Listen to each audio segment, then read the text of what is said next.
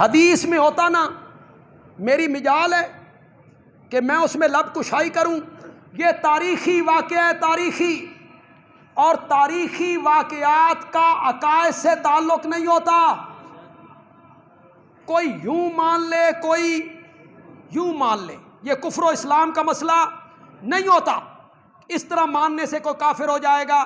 مثلا واقعہ کربلا کو کچھ دوست اس طرح مانتے ہیں، اس طرح مان لیں گے تو کافر ہو جائیں گے؟ کوئی نہیں، یہ کوئی کفر اسلام کا مسئلہ تو نہیں ہے نا بھائی، تاریخی مسئلہ ہے، یوں مان لیں یا یوں مان لیں۔ بس میں جملہ کہنا چاہتا ہوں، میرا جملہ ضائع نہیں ہونا چاہیے۔ آپ ہاتھ بلند کر کے سبحان اللہ کہیں گے اگر آپ کو سمجھ آ جائے۔ لوگ کہتے ہیں سانپ نے ڈنگ مارا، بندیالوی کہتا ہے نہیں نہیں، میرے نبی غار میں آئے، مدتوں سے سانپ میرے نبی کے چہرے پر انوار کو دیکھنے کے لیے بے قرار تھا۔ میرے نبی غار میں پہنچے تو وہ میرے نبی کے چہرے کو دیکھنے کے لیے بے قرار ہوا۔ میرے رب نے کہا میرے نبی تک پہنچنا چاہتا ہے تو ابو بکر کے قدم چوم کے آ، پہلے ابو بکر کے قدم چوم۔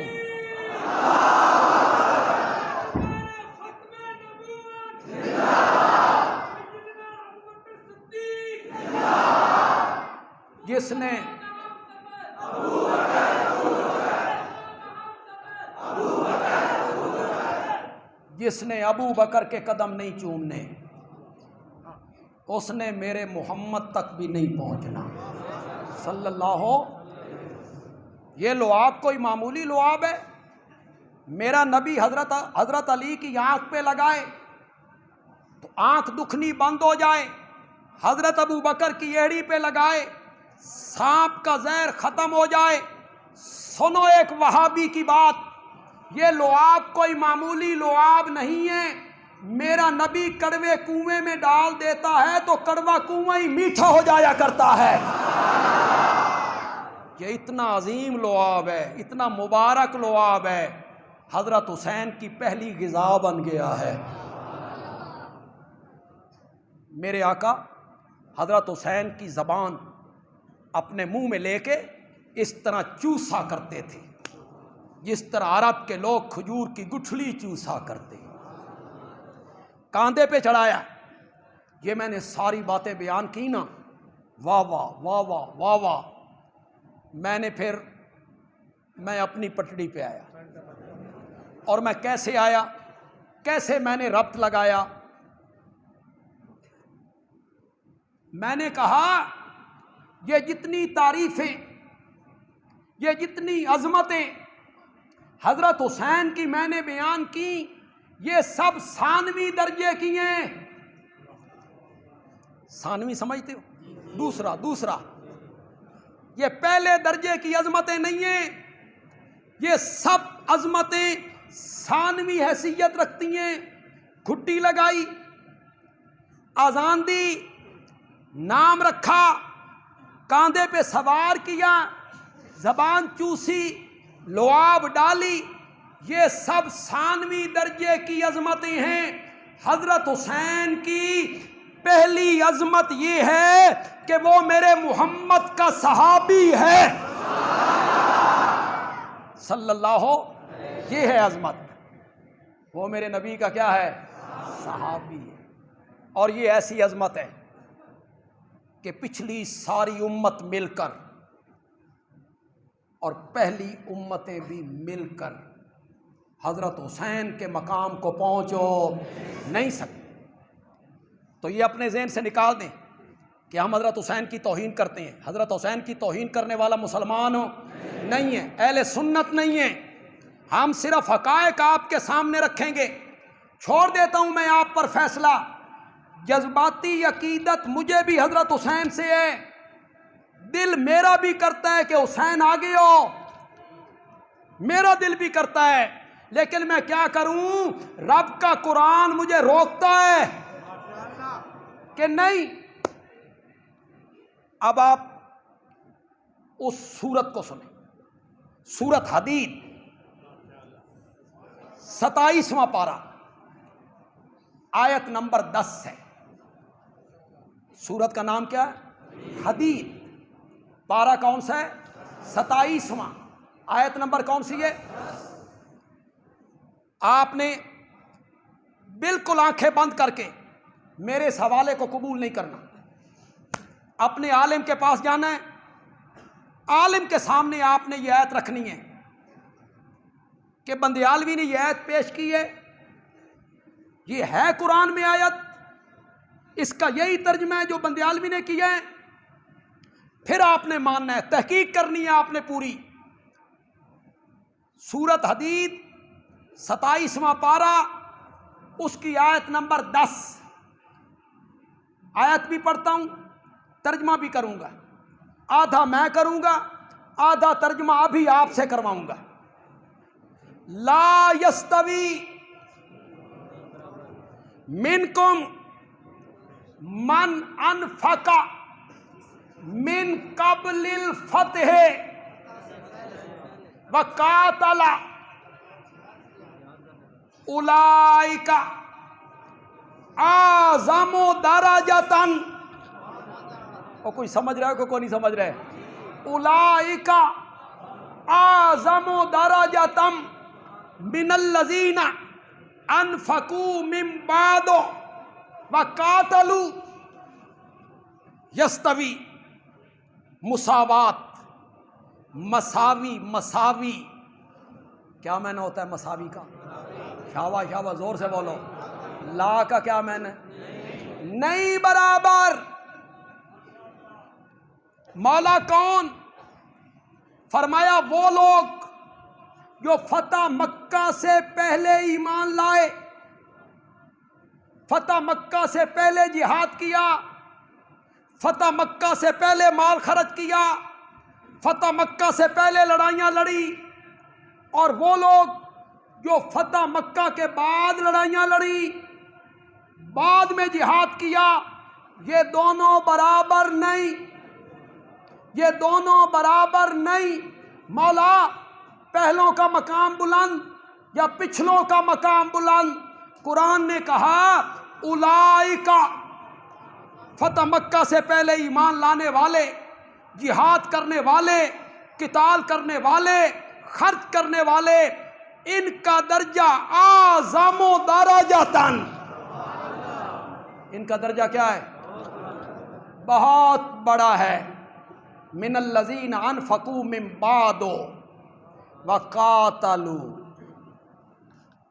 اگر آپ کو کوئی پتہ ہے بدر کا مارکا فتح مکہ سے 6 سال پہلے ہوا، احد کی لڑائی فتح مکہ سے 5 سال پہلے ہوئی، خندق کی لڑائی فتح مکہ سے 4 سال پہلے ہوئی، اور کربلا کا واقعہ فتح مکہ کے 53 سال بعد ہوا.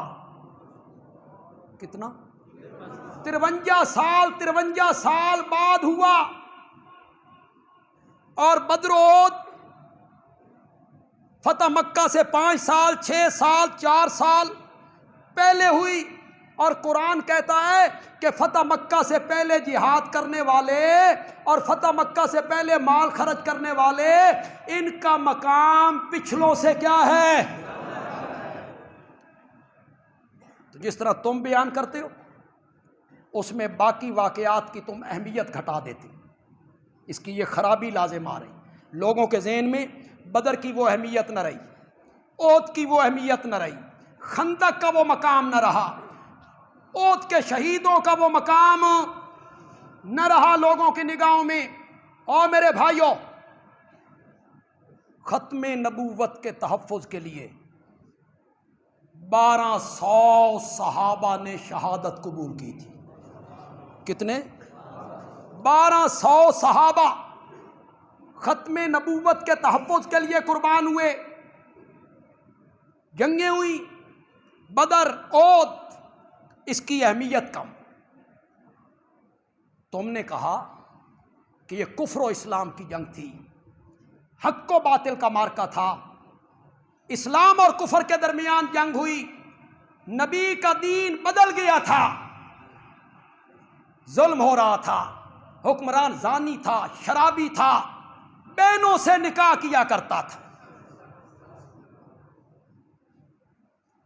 محرمات سے نکاح کرتا تھا، شریعت کو بدل دیا، دین کو بدل دیا۔ حسین دین کو بچانے کے لیے نکلے تھے، یہ بیان کیا جاتا، دین کو بچانے کے لیے نکلے، دین برباد ہو رہا تھا، نانے کے دین کو بچانے کے لیے نکلے۔ بس میں آپ سے ایک بات پوچھنا چاہتا ہوں، میرے مخاطب صرف اہل سنت ہیں، میں پھر واضح کرنا چاہتا ہوں، میرے مخاطب صرف اہل سنت ہیں، اہل سنت کے علاوہ میرا کوئی مخاطب نہیں ہے۔ جو آدمی حضرت ابو بکر، عمر، عثمان، عائشہ کو مومن نہیں مانتا، میں اس سے کیا بات کروں؟ میں نے اس سے کیا بات کرنی؟ میں اسے واقعہ کربلا سمجھاتا رہوں؟ نہیں، میرے مخاطب صرف اہل سنت ہیں، جن لوگوں کے نزدیک نبی پاک کے انتقال کے بعد سارے صحابہ مرتد ہو گئے تھے، حضرت علی کی انہوں نے بیعت نہیں کی، ان سے میں نے کیا بات کرنی؟ انہوں نے خلافت چھین لی، فدق چھین لی، بیٹی چھین لی، حکومت چھین لی۔ حالت کلاس شروع ہوئی ہے یار، ابھی تو بڑا لمبا سفر ہے۔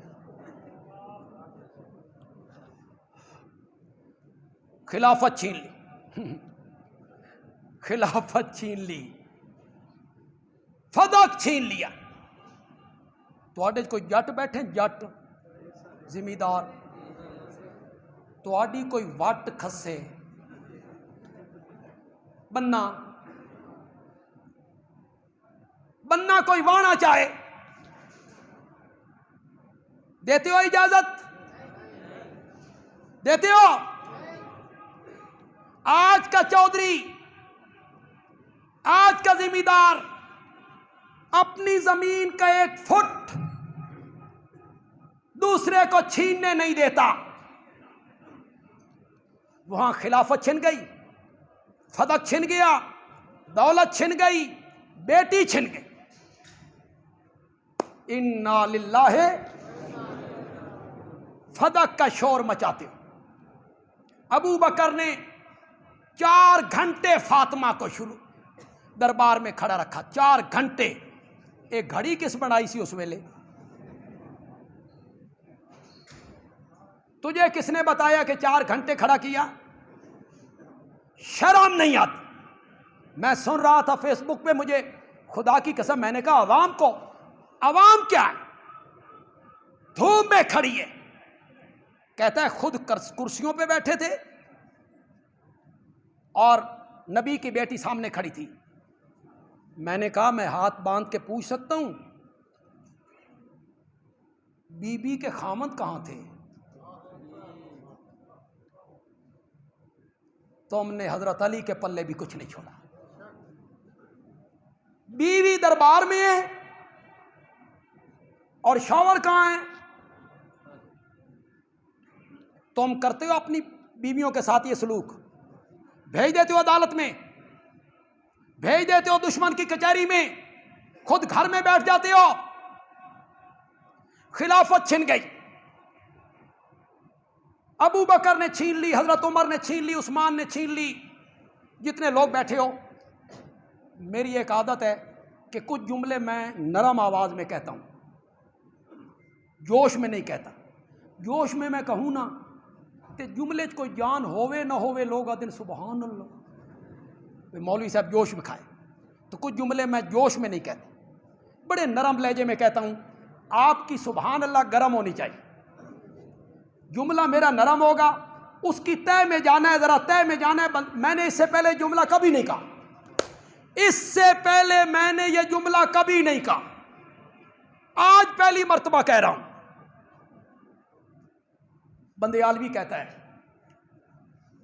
خلافت ابو بکر نے چھین لی، حضرت عمر نے چھین لی، حضرت عثمان نے چھین لی، پھر ایک وقت آیا 36 ہجری میں خلافت حضرت علی کے پاس آ گئی، آئی کہ نہیں آئی؟ بولو بولو، بولتے کیوں نہیں ہو؟ میں نے کہا اب تو خلافت گھر آ گئی تھی، اب اٹھا کے پھر معاویہ کو کیوں دے دی؟ پتہ نہیں سمجھے ہو کہ نہیں سمجھے یار؟ اور ہن تے گھر آ گئی سی، اب تو گھر آ گئی ہے، اب اسے اٹھا کے پھر کس کو دے دی؟ پھر معاویہ کو دے دی۔ فلاں چیز انہوں نے غصب کر لی، فلاں چیز انہوں نے غصب کر لی، ان سے میری کوئی گفتگو نہیں۔ جو صحابہ کو مسلمان ماننے کے لیے تیار نہیں، میری اس سے کوئی گفتگو نہیں، میں اسے مخاطب بھی نہیں کرنا چاہتا۔ جو صحابہ کے ایمان میں شک کرتا ہے، وہ ایمان جس کے بارے میں اللہ نے کہا تھا کہ صحابہ کے دلوں والی تختی جب میرے نبی نے صاف کر دی تھی تو میں نے اس پر اپنے ہاتھوں سے ایمان لکھ دیا تھا، میں نے لکھا ایمان ان کے دلوں پر۔ جو ان کو مومن نہیں مانتا وہ میرا مخاطب نہیں، میری اس سے کوئی گفتگو نہیں، میری گفتگو صرف کس سے ہے؟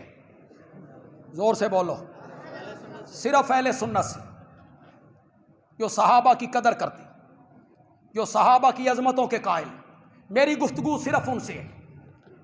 میری ایک بات کا جواب دے دو اہل سنت کے لوگوں، علماء بھی، نوجوان بھی، بزرگ بھی، میری ایک بات کا جواب دے دو خدا کے لیے، اگر سامنے کفر ہوتا،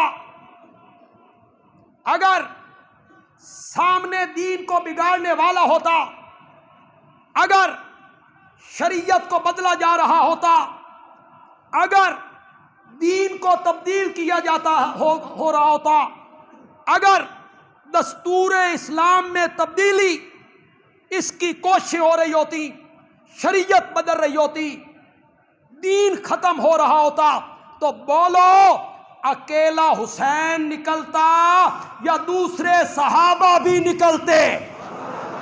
بولو زور سے بولو، نکلتے کہ یا نہ نکلتے؟ پھر کوئی نکلا؟ کوئی ایک صحابی نہیں نکلا۔ کون زندہ تھا؟ حضرت عمر کا بیٹا عبداللہ ابن عمر، اور سن رہے ہو کہ کون نہیں سن رہے ہو؟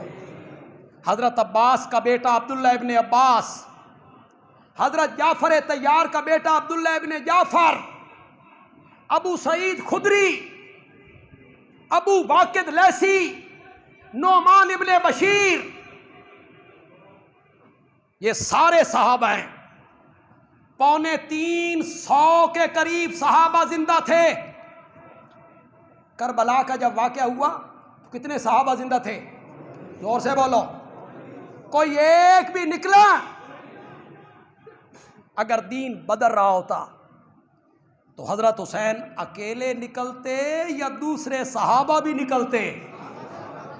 ان کے لیے تو آسان ہے، انہوں نے کہنا ہے یہ سب بے ایمان تھے، یہ سب کفر کے ساتھ کمپرومائز کر چکے تھے، وہ نہیں نکلے، اکیلے حسین نکلے۔ وہ کہہ سکتا ہے، ہم اہل سنت یہ بات نہیں کہہ سکتے، ہم اس کا تصور بھی نہیں کر سکتے، صحابہ کے متعلق ہم اس کا تصور بھی نہیں کر سکتے۔ اور دین کا بدلنا، شریعت کا تبدیل کر دینا، دین کے دستور کو تبدیل کر دینا، یہ تو بڑی دور کی بات ہے۔ صرف اشارہ کرنا چاہتا ہوں، اشارہ۔ حضرت عمر خطبہ دینے کے لیے آئے ہیں، جلال ہے، آدھی دنیا کا فرما روا ہے، کیسر و کسرا اس کا نام سن کے کانپنے لگتے ہیں۔ ایک صحابی کھڑا ہو جاتا ہے، حضرت عمر کہتے ہیں سنو، اطاعت کرو. وہ کہتا ہے نہیں سنتے, نہیں اطاعت کرتے. کہ کیوں؟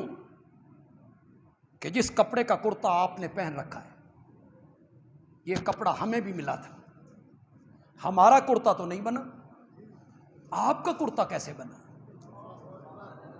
صحابہ تو ایسے تھے. صحابہ, دین کا بدلنا تو بڑی دور کی بات ہے میرے بھائی. صرف اتنی سی بات, آپ کا کرتا کیسے بنا؟ یہ ہے مدینے کی ریاست. اب تو آ رہی ہے افغانستان کی ریاست.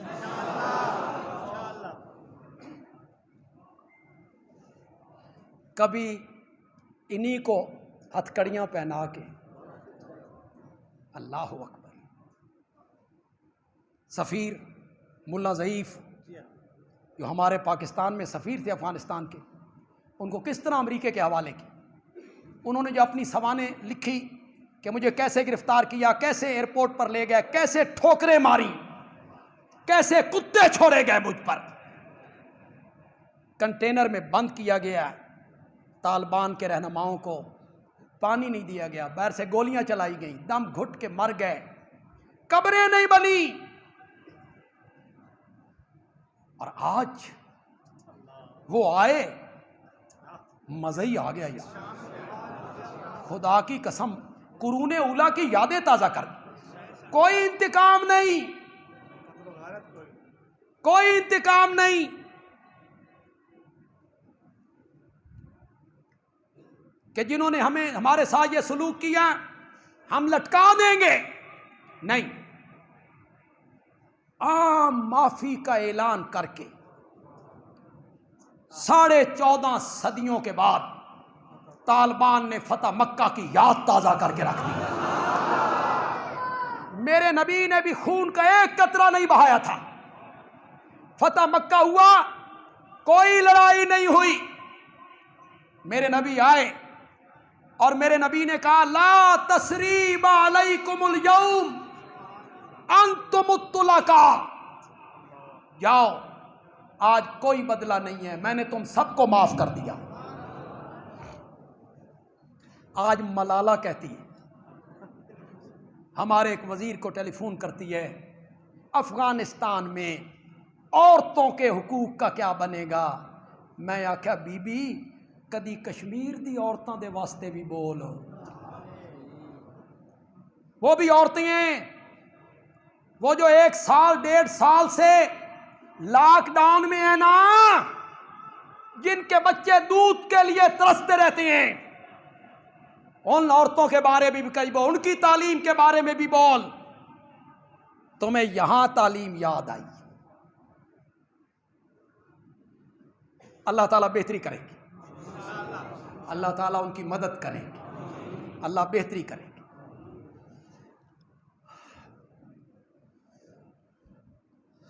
پتنے ہاں کیا کہہ رہا تھا میں, ہاں کرتا, ریاست مدینہ ہے, پکڑ لو, پولیس کہاں ہے, تھانے میں اٹھا کے لے جاؤ, FIR درج کرو, اس کو سبق سکھاؤ. نہیں, آدھی دنیا کا فرما روا کہتا ہے میرا بیٹا عبداللہ کہاں ہے, بابا موجود ہوں. فرمایا بیٹا بولو, بیٹا اٹھا. اس نے کہا اس کپڑے میں بابے کا کرتا تو نہیں بنتا تھا, میں نے اپنے حصے کا کپڑا بابا کو دے دی, 2 کپڑے ملے تو کرتا بن گیا. وہ صحابی بیٹھ گیا, کہنے لگا کہو, سنیں گے بھی صحیح مانیں گے بھی صحیح. صحابہ ایسے نہیں تھے, صحابہ چپ کر کے بیٹھ رہے ہیں.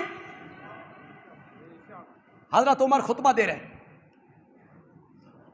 خطبہ دیتے ہوئے حضرت عمر بطور امتحان پوچھتے ہیں اگر میں کوئی ایسی بات کہوں حق سے نہ سنیو, ان کے خلاف بات کروں تو میری بات کو مانو گے؟ سناٹا چھا گیا. عمر ہے جلال ہے، آدھی دنیا کا فرما روا ہے، نبی پاک کے خلاف کوئی بات کہوں سنو گے؟ پچھلی صفوں میں ایک صحابی کھڑا ہوا، غربت اتنی ہے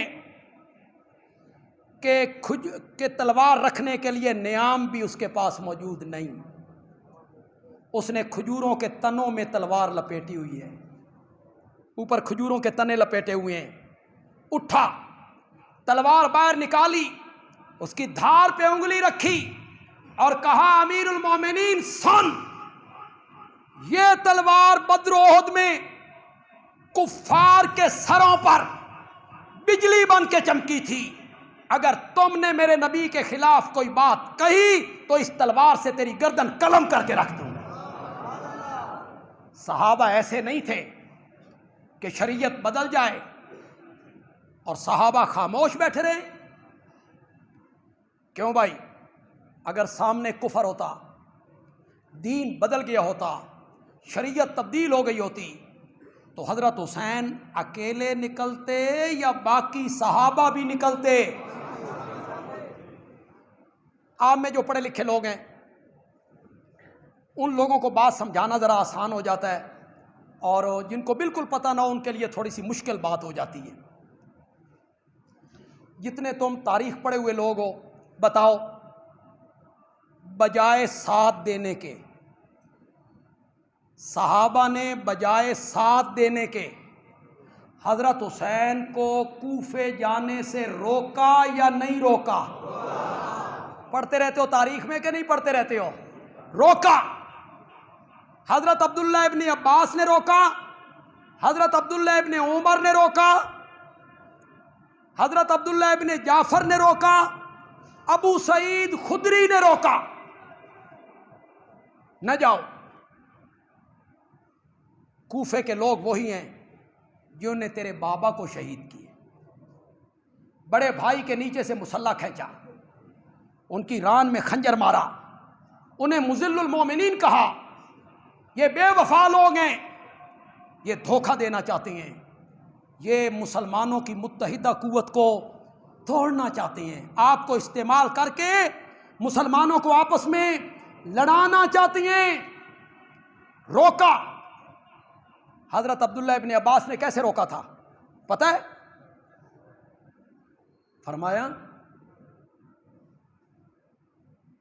اگر مجھے یقین ہوتا کہ تم میرے روکنے سے رک جاؤ گے تو میں تمہارے سر کے بال اور داڑھی کے بال پکڑ کے بھی روک لیتا، لیکن مجھے لگتا ہے تم رکو گے نہیں۔ حضرت حسین نے کہا نہیں میں جاؤں گا۔ انہوں نے کہا پھر میں دیکھ رہا ہوں تیری داڑھی اور تیرا سر خون سے رنگین ہو گیا ہے۔ حضرت ابن عباس نے یہ کہا۔ حضرت عبداللہ ابن عمر نے روکا۔ اپنے بھائی محمد ابن علی المعروف بھی حنفیہ، اس نے روکا، نہ جائیں۔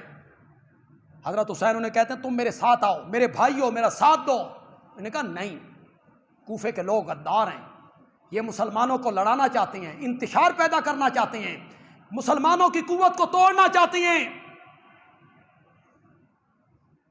کہا خود نہیں آتے ہو تو اپنے بیٹوں کو بھیج دو، بچوں کو۔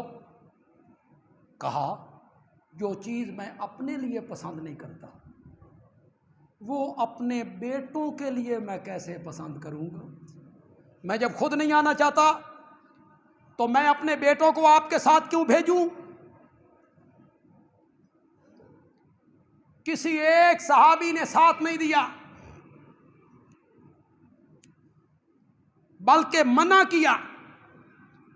جس طرح تم نے تصویر کا رخ پیش کیا اس سے صحابہ کی عظمت مجروح ہوتی ہے، اور جس طرح تم نے تصویر کا رخ پیش کیا اس میں خود سیدنا حسین کی پوزیشن بھی خراب ہوتی ہے۔ ہمارا موقف مانو، حضرت حسین کا دامن چاند اور سورج کی طرح اجلا نظر آئے گا۔ ہمارا موقف مانو۔ جو تمہارا موقف ہے حضرت حسین رضی اللہ تعالیٰ عنہ کا دامن تم داغدار کرنا چاہتے ہو۔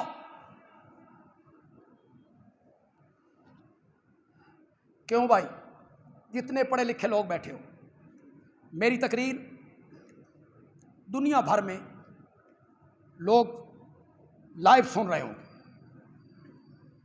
کئیوں کے پاس بعد میں پہنچے گی، ہزاروں لوگ سنیں گے، کومنٹ بھی ہوں گے، کومنٹ میں لوگ گالیاں بھی نکالیں، گالیاں زیادہ نکالیں، حضرت حسین کا دشمن ہے، حضرت علی کا مخالف ہے، خاندان علی کا مخالف ہے، لعنت بر دشمنان علی، لعنت بر دشمنان علی، لعنت بر دشمنان، یہ کومنٹ کریں گے، کومنٹ کریں گے، کچھ ہماری نسلوں کے متعلق بھی بات کریں، کچھ بھی حیا ہوں گے، ہمارے والدین تک بھی جا پہنچے، رگوں میں شریف ماں کا دودھ دوڑتا ہو، شریف باپ کا خون دوڑتا ہو، تو لوگ دوسروں کے ماں باپ کا کیا کرتا ہے؟ حیا کرتا ہے، عزت کرتا ہے، حیا کرتا ہے۔ کومنٹ نہ کرو، گالیاں مت دو، دلائل کے میدان میں آ کے گفتگو کرو، دلیل سے بات کرو، دلیل سے۔ ایک بات جو میں نے پہلے کہی ہے، کومنٹ چھوڑ دو، اس میری بات کا جواب دو۔ پھر بندیالوی کہتا ہے میری اس بات کا جواب دو کہ سن 35 ہجری میں خلافت، حکومت حضرت علی کے گھر آ گئی تھی، انہوں نے پھر اٹھا کے معاویہ کو کیوں دی تھی؟ مطمئن کرو ہمیں۔ تھالی میں رکھ کے معاویہ کے ہاتھ میں دے دی، کون دینے والا تھا؟ زور سے بولو، زور سے بولو۔ حیدر کرار کے بیٹے نے دی تھی، حسنین کریمین نے دی تھی۔ کیوں دی؟ تم تو کہتے تھے فلاں نے چھین لی، فلاں نے چھین لی، فلاں نے چھین، اس کا جواب دو نا۔ گالیاں دینی آسان ہے، کہ صلح چاہتے تھے، اتحاد چاہتے تھے، صلح کے لیے قربانی دے دی۔ بندیالوی کہتا ہے بڑے بھائی نے صلح کے لیے قربانی دے دی، چھوٹے بھائی نے کیوں نہیں دی؟ ہمیں مطمئن کرو، بڑے بھائی نے ظلم کے ساتھ صلح کر لی، چھوٹا بھائی کیوں ٹکرا گیا؟ معلوم ہوتا ہے بڑے بھائی نے جس کو دی تھی اس کو حقدار سمجھ کے دی، معاویہ کو حقدار سمجھ کے دی، تبھی تو سپرد کی ان کے۔ ہم نے سپرد کی ہے، ہم سے لڑتے ہو، ہمیں کہتے ہو یہ معاویہ کے پٹھو ہیں، معاویہ کے ماننے والے ہیں۔ خلافت تو حضرت حسن نے کس کے سپرد کی ہے؟ بولتے کیوں نہیں ہو؟ زور سے بولو نا۔ حضرت معاویہ کے سپرد کی تھی، کس نے سپرد کی ہے؟ ہم نے دی ہے انہیں، حضرت حسن نے دی ہے، حضرت حسین نے دی ہے، ان کے ہاتھ پر بیعت کی ہے۔ اٹھاؤ البدایہ والنہایہ، علامہ ابن کثیر کا 8ویں جلد اٹھاؤ، 1,00,000 روپیہ سالانہ وظیفہ بھی لیے، حضرت معاویہ سے وظیفہ لیے۔ اگر معاویہ کی حکومت غلط تھی تو وظیفہ لینا صحیح تھا؟